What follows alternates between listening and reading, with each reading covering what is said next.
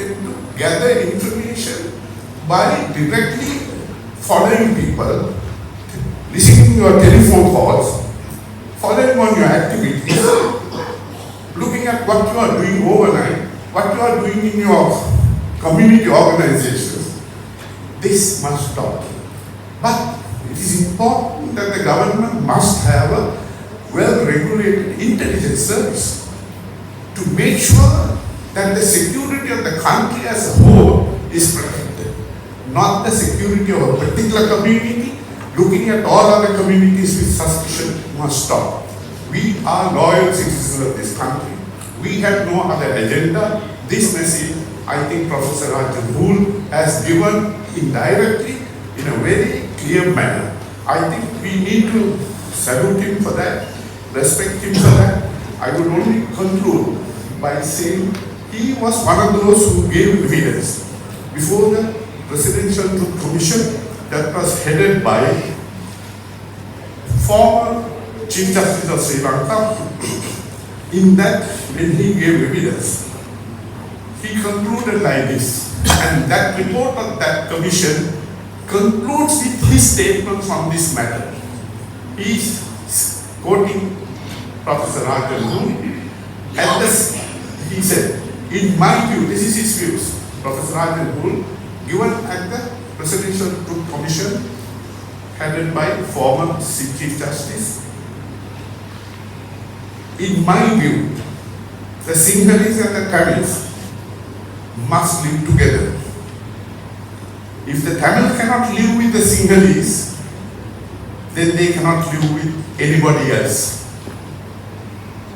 If the Tamils cannot live with the Sinhalese, they cannot live with anybody else.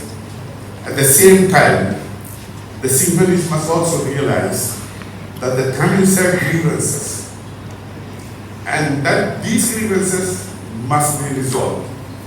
That is all he said, but I am going to add, with your permission, one more sentence to that. At the same time, the Sinhalese and the Tamils must recognize that the other minorities, including Muslims, Christians, and upcountry Tamils, too have grievances, and that these grievances must be resolved. I conclude with a small correction. I was not the founder of FAMIS. The founder of FAMIS is here with us, Dr. Hussein Mian. ගෞරවකරන පිරිසකගේ අයිතියට ඒකට දරනවා. ඒ දර්ශනයෙන් තමයි මේ පොත ලියන්නේ. මේ පොත ගැන මම දීර්ඝ වශයෙන් කතා කරන්නේ නැහැ. හැබැයි මේ වගේ පොත කෙනෙකුට අහන්න පුළුවන්. දැන් මේ සිද්ධිය වෙලා වසර 6කට ආසන්න කාලයක් ගත වෙලා තියෙනකොට පාර්ලිමේන්තු තේරීම් කාර්ය සභාවෙන් මේ ප්‍රශ්න ගැන කතා කරලා තියෙනකොට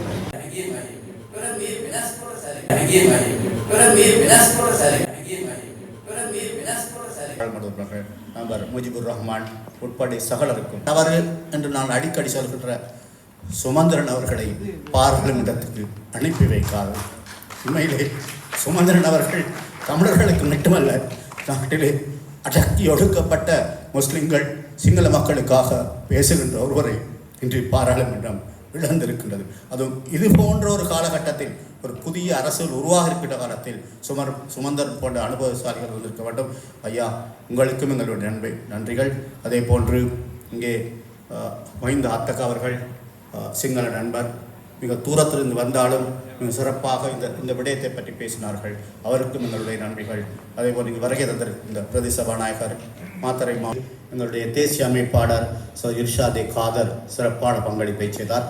அவருடைய வீட்டிலே நடக்கின்ற ஒரு நிகழ்வு போன்று கஷ்டப்பட்டு இவ்வளவு திறமையாக செய்தார். அதேபோல் எங்களுடைய செயலாளர் சாதிக் ஷிஹான் ஒத்துழைத்தார்கள் இவ்வாறான ஒரு நல்ல முயற்சியை செய்வதற்கு. ஆகவே அவர்களுக்கும் நன்றி. புத்தகங்கள் இந்த நாட்டிலே மிக சிறப்பாக எங்களுக்கு ஒத்துழைப்பு வழங்கியது. தமிழ் பத்திரிகைகளிலே ஃபர்வின் தொடராக இந்த 2 புத்தகங்கள் ஒரு வரலாற்று ரீதியாக முக்கியமானது. இலங்கையினுடைய ஒரு அரசியல் கட்சி தலைவர் எழுதியிருக்கின்ற நூலை இலங்கை முஸ்லிம்களுடைய பிரதான ஊடக அமைப்பு இன்று வெளியிட்டு வைக்கின்றது. சிலர் எங்களிடம் கேள்விகளையும் கேட்டார்கள், ஏன் நீங்கள் ரவுஃப் ஹக்கீமுடைய புத்தகத்தை வெளியிடுகிறீர்கள் என்று. உண்மையிலே இந்த புத்தகத்துடைய விடயங்கள் இந்த நாட்டில் முஸ்லிம் சமூகம் தொடர்பாக இருக்கின்ற சந்தேகங்களை தீர்ப்பதற்கு நிறைய ரவுஃப் ஹக்கீம் எழுதியிருக்கின்றார். ஆகவே ஸ்ரீலங்கா முஸ்லிம் மீடியா போரத்துடைய செயற்குழு எந்தவித பிரச்சனையுமின்றி இந்த நூலை வெளியிட வேண்டும் என்று ஏகமனதாக தீர்மானித்தது. அதன்படியே நாங்கள் இருதரப்பும் இந்த நூலை இன்று இங்கு வெளியிடுகின்றோம். இந்த நூலை பற்றி நிறைய பேசலாம். உண்மையிலே நான் பேராசிரியர் ராஜன் பூலுடைய புத்தகத்தை பல வருடங்களாக மொழிபெயர்த்தேன். அவருடைய ஆங்கிலமும் கடினமானது, சிங்களமும் கடினமான மொழிபெயர்க்கப்பட்டிருந்தது. மஹிந்த ஹத்தக்க இந்த நாட்டுடைய ஒரு முற்போக்கு பத்திரிகையாளர் பலஸ்தீன் உரிமை தொடர்பாக எங்களோடு பலஸ்தீன உரிமை இயக்கத்தில் நீண்ட காலமாக பணிபுரிகின்றவர். பலஸ்தீன் மக்களுடைய துயரங்கள் தொடர்பாக 2 பெரிய புத்தகங்களை அவர் வெளியிட்டிருக்கின்றார், சிங்களத்தில் ஆங்கிலத்திலும். ஆகவே அவர் எனக்கு சொன்னார், அமீன் ஐ மேக்க ஒயா பரிவர்த்தனைக்கிற நெத்தேன். உண்மையிலே நான் இந்த புத்தகத்தை பார்த்தபோது இதன் சில விடயங்கள் தமிழ் பேசும் மக்களுக்கு, குறிப்பாக முஸ்லிம்களுக்கு அறிவூட்டப்பட வேண்டும். இதில் நிறைய விடயங்கள் காத்தாங்குடியை பற்றி இருக்கின்றது. காத்தாங்குடியை பற்றி இருக்கின்ற விடயங்கள் காத்தாங்குடியிலே எத்தனை பேருக்கு தெரியுமோ தெரியாது. ஏனென்றால் இந்த புத்தகம் ஆங்கிலத்தில் தான் முதலில் வெளிவந்தது. அந்த ஆங்கிலமும் கடினமானது. நான் இந்த புத்தகத்தை மொழிபெயர்க்கும் போது நான் இந்த மொழிபெயர்ப்பு துறையிலே நீண்ட காலமாக பணிபுரிந்து வருகிறேன். சிங்களத்தை சார் ரவுஃப் ஹக்கீம் கூறியது போன்று இந்த மொழி பெயர்ப்பிலே பல பிரச்சனைகள் இருக்கின்றன. ஆகவே நான் மாறி மாறி சிங்களத்தையும் ஆங்கிலத்தையும் வாசித்தான் இந்த நூலை மொழிபெயர்த்தேன். அதன் பிறகு கொரோனா வந்துவிட்டது, நாட்டிலே நெருக்கடி. நாங்கள் எதிர்பார்த்த விலையில் இதை அச்சடிக்க முடிய முஸ்லீம் லீக் தலைவருடைய பிரத்யேக செயலாளர், மணிச்சுர பத்திரிகையின் சிரேஷ்ட ஆசிரியர் ஒருவரான நண்பர் ஷாவுல் ஹமீத் இந்தியாவிலே இதனை வெளியிட்டு அச்சடித்து எனக்கு அனுப்பி வைத்திருந்தார். விலை குறிப்பிட்டிருக்கின்றோம். இன்று நாங்கள் ரவுஃப் ஹக்கீம் அவர்களுடைய வேண்டுகோளின் பேரில் 2 புத்தகங்களையும் 1000 ரூபாய்க்கு வழங்குகின்றோம். உண்மையிலே One word about Professor Wool's book, which has been translated into Tamil. Honorable Hakim and I were members of the Parliamentary Select Committee that investigated into the Easter Sunday attacks. Before we could write our report, that book was published. And we had the benefit of reading that book before we wrote our report. And in that report, if you read that report, in the executive summary itself, we have raised a question. This is not just demystifying the wrong perception about the Muslim community in Sri Lanka. That he has done well. But in the process, he's touched the nerve center. He's touched what many fear to touch, and exposed and explained how coexistence is possible by the different communities who live in this island. Now in that task, I say it's a brave effort because he is perceived and in fact he is the leader of one community. And he can be hated by that community for some of the things that he says in this book. He can be hated by the other 2 communities also for some of the things that he says in this book. Yet, he has bravely undertaken this task, and I am deeply grateful that this is a writing that can be read by all communities, have deep contemplation as to the truth that is there in it, and then hopefully change our behavior so that we live with our distinct identities in place, yet reconciled and as a nation together. At page 2 of his introduction itself, he says that Sri Lanka has a unique characteristic that is structured and shaped by Sinhala Buddhism. இலங்கை தீவு ஒரு தனித்துவமான தன்மையுடையது. அது சிங்கள பௌத்தம் என்ற அடிச்சுவட்டிலே கட்டப்பட்டிருக்கிறது. Now, we may not like it. Particularly those of us who belong to the other communities certainly will resent it. But nevertheless, that is the truth. That is the truth, whether we like it or not. And he's had the courage to say it. Now that's just one example. He's critiqued his own community, he's critiqued the other communities also, which again I think calls for a lot of courage, because sometimes you can critique your own community but you can't critique the other community. Immediately the question will be asked, who are you to talk about us? Us and them have been the huge issue in this country, particularly post-independence history of this country. A lot of our time we have spent, or rather most of our time we have spent in post-independent history fighting each other. And if that continues anymore, even after we reach 100 years of our post-independent history, then this country is certainly doomed. So I see the wisdom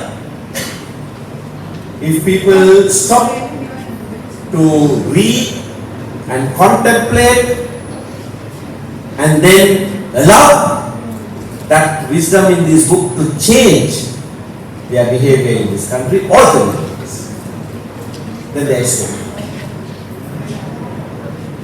I don't normally heap such lavish praise on anyone or any book, but I feel compelled to do that today because I read through the book and I'm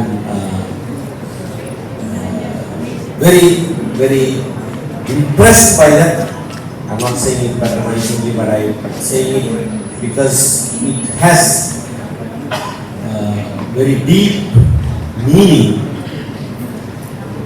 And we need to do that because we are looking at the future. So, unless you look at your past and you figure where you are, who the other person is, we cannot proceed together in the future. So, this I believe.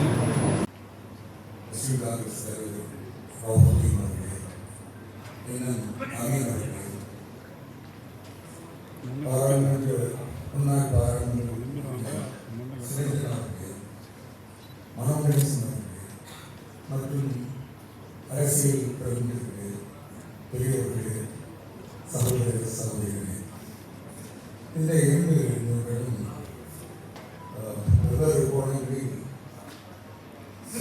சுயவர்களும் அதன் பின்பு சிங்களத்தில் மொழிபெயர்த்த எழுத்தாளரும் எழுத்தாடினார்கள். இதில் பல விஷயங்கள் விளங்கியிருக்கின்றன. சட்ட விஷயங்கள் அதிகமாக இருப்பதாகவே நான் நினைக்கிறேன். சட்டத்தின் வீழ்ச்சி இந்த ரெண்டு நூல்களுமே அதைத்தான் எனக்கு இது ஒரு நாணயத்தின் இரண்டு பக்கங்கள் மாதிரி. பெருமதியானவர்கள், நேர முகாமைத்துவம் காரணமாக உங்கள் ஒவ்வொருவருக்கும் தனிப்பட்ட ரீதியிலே இந்த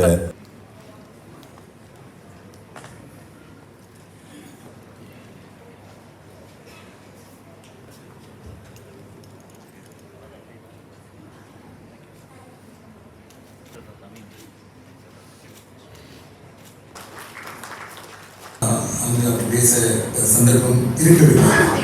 அப்போ வஹாபிசம் பற்றி நாங்கள் என்ன நினைக்கின்றோம், அது எங்களுக்குள்ள பேசுகிறேன். ஆனால் வெளியிலே அதை பற்றி நிறைய தகவல்கள் போயிருக்கின்றன. இப்போ சில நேரம் எங்களுக்கு பக்கத்திலேயே நிகழ்கின்றவற்றை நாங்கள் அறியாமல் இருக்கின்றோம். குறிப்பாக முஸ்லிம்களுக்கு இது மிகவும் பொருந்தும். இந்த ரெண்டு நூல்களும் எங்களுக்காக எழுதப்பட்ட நோக்கில் தான். ஒன்று ரௌஃபக்கீம் அவர்கள் எங்களுக்காகவும் எழுதி, சிங்கள மக்களுக்காகவும் எழுதி, இந்த நாட்டுக்காகவும் எழுதி ஒரு ஒரு ஒரு தீவிர சீர்திருத்தம் ஒன்றை பெரும்பான்மை மக்களிடத்தில் மனதில் உருவாக்கலாமா என்ற ஒரு ஒரு வேகத்தோடு, ஒரு வேட்கையோடு இதை அவர்கள் எழுதியிருக்கின்றார்கள். இலங்கை முஸ்லிம் சமூகத்தை யதார்த்தமாகவே அவர்களது குறைபாடுகள், நம்பிக்கைகள் என்பவற்றோடு, இது ரெண்டும் முக்கியமானது. இலங்கை முஸ்லிம் சமூகத்தை, முஸ்லிம் சமூகத்தை நாங்கள் இன்னும் எங்களை விசாரணை செய்யவில்லை, சுய விமர்சனம்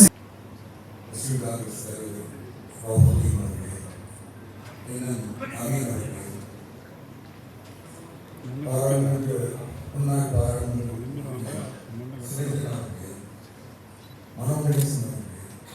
மற்றும் அரசியல் பிரதிநிதிகளே, பெரியவர்களே, சகோதர சகோதரிகளே, இந்த 2 நூல்களும் வெவ்வேறு கோணங்களில் சுயவர்களும் அதன் பின்பு சிங்களத்தில் மொழிபெயர்த்த எழுத்தாளரும் எடுத்துக்காட்டினார்கள். இதில் பல விஷயங்கள் விளங்கியிருக்கின்றன. சட்ட விஷயங்கள் அதிகமாக இருப்பதாகவே நான் நினைக்கின்றேன். சட்டத்தின் வீழ்ச்சி, இந்த 2 நூல்களுமே அதைத்தான் எனக்கு இது ஒரு நாணயத்தின் 2 பக்கங்கள் மாதிரி பொருத்தோடு முன்வைக்கவே விரும்புகின்றேன். நாங்கள் ஏனைய சமூகத்தவர்களை விட சிறந்தவர்களோ, அவர்களை விட நாங்கள் தாழ்ந்தவர்களோ இல்லை. இஸ்லாம் இழிவுபடுத்தப்படுவதே அகற்றுவது. இது இந்த நூல் முழுக்க ஒரு சரடு போல ஓடிக்கொண்டிருக்கின்ற ஒரு விஷயம். இஸ்லாம் இழிவுபடுத்தப்படுவதை நான் ஏற்றுக்கொள்ளவில்லை என்ற கருத்தில் அவர் பல விஷயங்களை சொல்லியிருக்கிறார். நான் எனக்கு அவர் ஒன்றுக்கும் போகவில்லை. 2வது, இலங்கை முஸ்லிம் சமூகத்தை பன்மை சமூகங்களின் மத்தியில் வெற்றிகரமான சமுதாயமாக உருவாக்குவது தேர்வார். அப்ப இந்த பன்மை சமூகம் என்ற கருத்தில் என்னுடைய அறிவு எட்டியவரை முஸ்லிம்கள் இன்னும் அதற்கு தயாராகவில்லை என்றே நான் நினைக்கின்றேன். ஆங்காங்கே உரையாடல்கள் நடக்கின்றன, பேச்சுவார்த்தைகள் நடக்கின்றன, சில எழுத்துக்கள் பரிமாறப்படுகின்றன, பத்திரிகைகள் சில செய்திகள் வருகின்றன பன்மைத்துவம் பற்றி. ஆனால் இந்த பன்மைத்துவத்தின் ஒரு அறையை என்று சிந்தத்தில் சொல்வார்களே, அந்த உயிர்நாடியான ஒரு விஷயத்தை முஸ்லிம் சமூகம் உள்வாங்கி இருக்கின்றதா என்று தெரியவில்லை. இது எங்களுக்கு எல்லாருடைய குறைபாடுகள் தான். கல்விமான்களுடைய, சட்டவாதிகளுடைய, அரசியல்வாதிகளுடைய, உலமாக்களுடைய, எல்லாருடைய குறைபாடுகள். இதை நாங்கள் மக்களுக்கு சரியாக சொல்லவில்லை. நாங்கள் அச்சப்படுகின்றோம். அந்த வடிவாசலில் உள்ள அதான் இதை கொஞ்சம் குறைகள் என்று எங்களவர்களே நடந்திருக்கு. நாங்கள் சொன்னால் இந்த ஏதாவது கல்யாணம் நடக்கிற நேரம் அந்த ஒளிமை குறைச்சிருப்பாங்க. கடிபட்டு எனக்கு வாங்க பற்றி நான் தனியே வாங்க பற்றி ஒரு தனிய ஒரு பேப்பரை எழுதியிருக்கின்றேன். ஒரு இடத்தில் அதை வாசித்து இருக்கின்றேன்.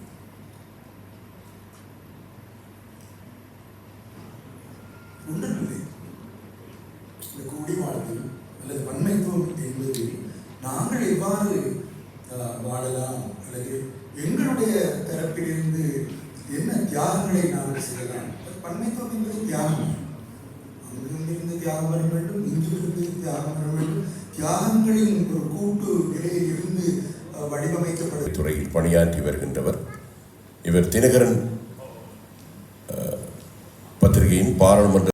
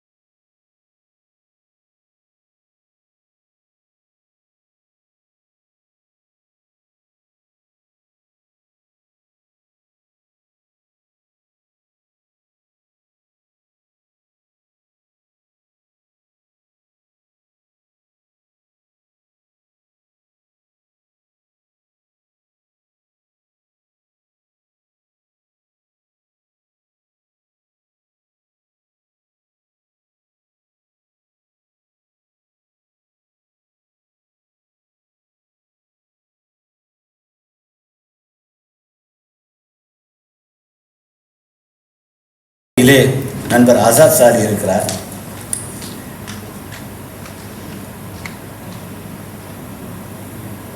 அவரும் இதிலே இவ்வாறான இந்த சூழலிலே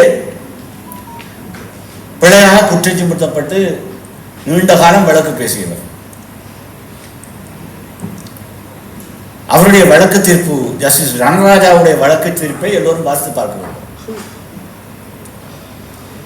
நண்பர் ஜுஹேர் அவர்கள் எங்களுடைய உச்ச நீதிமன்றத்தின் வழக்கின் தீர்ப்பை வாசித்தார். எங்களுடைய மேல் நீதிமன்ற நீதிபதிகளும் மிக நேர்மையாக நியாயமாக சட்டத்தை அமல்படுத்துவதில் நடந்த தவறுகளை அடையாளம் கண்டிருக்கிறார். அவருடைய வழக்கு அதற்கு நல்ல உதாரணம். இன்னும் ஒரு வழக்கு முற்றுப்பெறவில்லை. நண்பர் ஹிஜாஸ் ஹிஸ்புல்லாவுடைய வழக்கு இன்னும் நடந்து கொண்டிருக்கிறது. அடிக்கடி புத்தளம் மேல் நீதிமன்றத்துக்கு போய் அண்மையிலும் ஏமாற்றத்தோடு திரும்பி வந்தார். ஏனென்றால் சட்டமா அதிபர் திணைக்களத்தின் வழக்கு பேச இருந்தவர்கள் வரவில்லை என்ற காரணத்தினால் அவரும் சட்டமா அதிபர் திணைக்களத்தின் ஒரு சட்டவாதியாக இருந்தவர். அவருக்கு எதிராகவே அவருடைய சகோதர சட்டவாதிகள் எப்படியான ஒரு என்றால் அது இன்னும் வழக்கு விசாரணை இருக்கின்ற நான் பேச விரும்பவில்லை, சப்ஜுடிகே மேட்டர். ஆனால் ஒன்றை சொல்ல வேண்டும். அண்மையில் எங்களுடைய ஜனாதிபதி அன்ருகுமார திசாநாயக்க அவர்கள் உலக ஊழல் தினம் ஒரு உரையை நிகழ்த்தியிருந்தார். அந்த உரையிலே அவர் காரசாரமாக சட்டமா அதிபர் திணைக்களத்தின் அணுகுமுறையை கேள்விக்குட்படுத்துகிறார்.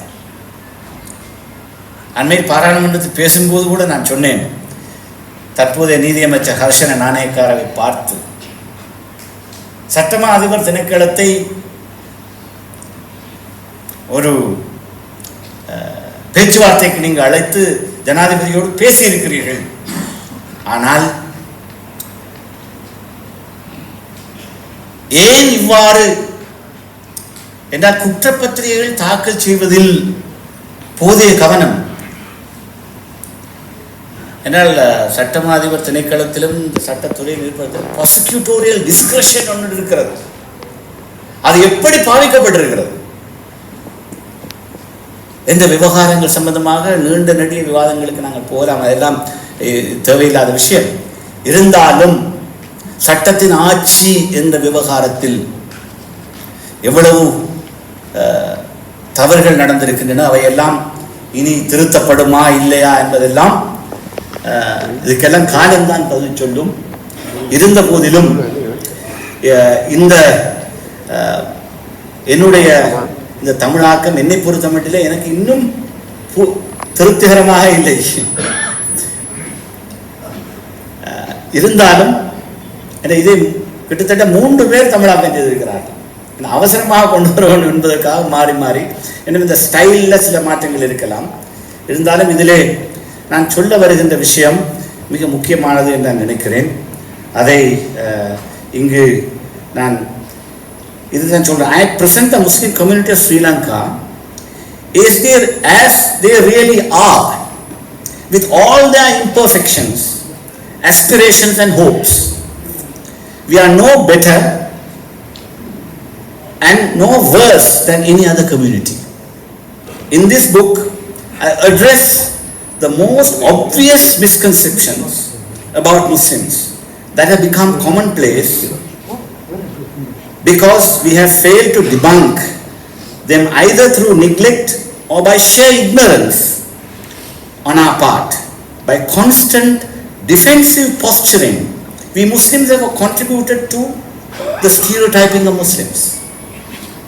நாங்களே ஒரு தற்பாதுகாப்பு நிலைப்பாட்டை எடுக்கின்ற காரணத்தினால் நிறைய சந்தேகங்களை எதிரான கருத்துக்களை முன்வைப்பதில் தவறி இருக்கிறோம் என்று பல விஷயங்களை நான் இதில் கையாண்டிருக்கிறேன். பல இது ஒவ்வொரு கட்டத்திலும் என்னால் எழுதி வெளியிடப்பட்ட சில அறிக்கைகள், நான் சம்பந்தப்பட்ட சில தொலைக்காட்சி விவாதங்கள், அவற்றுடைய தமிழாக்கம், சிங்களத்தில் நடந்த ஒரு தொலைக்காட்சி விவாதம், குறிப்பாக முஸ்லிம்களுடைய சனத்தொகை விகிதாசாரம் மிக விரைவில் இந்த நாட்டின் பெரும்பான்மையை விஞ்சி போய்விடும் என்பது ஒரு அச்சம், பீதி. இது சம்பந்தமாக விஞ்ஞானபூர்வமாக இது சாத்தியமில்லை என்பதை நிறுவுவதற்காக நான் டெமோகிராஃபி, சனத்தொகை விஞ்ஞானம் சம்பந்தமான பேராசிரியர் திசாநாயக் அவர்களோடு நிறைய பேசி அவரிடம் இருந்து பெற்ற உண்மை தகவல்களை சேர்த்து சில விஷயங்கள் இதில் பதிவு செய்திருக்கிறேன். எனவே இந்த விஷயங்களை எல்லாம் சமூகமயப்படுத்துவதும் அதே நேரம் முஸ்லிம்கள் சம்பந்தமான ஏனைய சந்தேகங்களுக்கான மிக சரளமான வகையில் பதிலிருப்பதும் தான் இந்த நூலுடைய நோக்கம். அதனோடு சேர்த்து உயிர்த்த ஞாயிறு தாக்குதலின் பின்னணியில் இருக்கிற மறைகரம் குறித்த டாக்டர்